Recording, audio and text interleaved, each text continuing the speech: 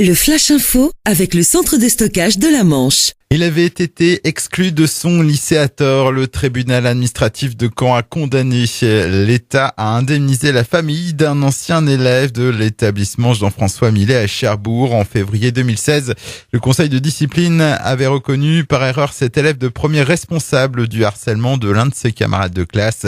Le tribunal a accordé 500 € au lycéen en réparation de son préjudice moral et 1 000 € à ses parents. Une fausse alerte de gaz hier en plein centre-ville de Cherbourg. L'alerte a été donnée peu avant 17h par des riverains suite à une odeur suspecte devant l'hôtel de ville historique.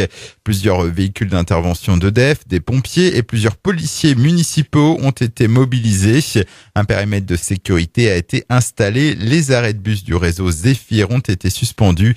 Finalement, pas de gaz, mais une fuite d'hydrocarbures provenant d'une voiture stationnée à proximité.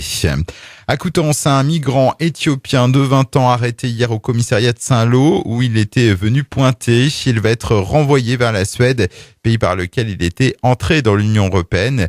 Je rappelle qu'il y a 10 jours, un collectif saint-lois d'aide aux migrants s'était mobilisé pour dénoncer ce genre de pratique. Selon eux, la préfecture de la Manche applique une politique injuste et inhumaine. Un automobiliste a perdu le contrôle de son véhicule hier à la sortie du bourg de Hamelin, dans le sud-Manche, à l'ouest de Saint-Hilaire-du-Harcouët.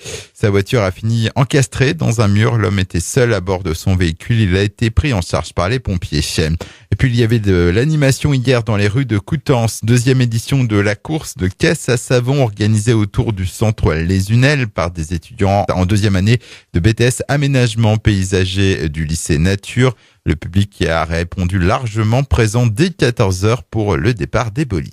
Le Flash Info vous a été présenté par Landra, centre de stockage de la Manche à Digoulville. Pour en savoir plus et visiter notre centre, 0810 120 172, coup d'un appel local.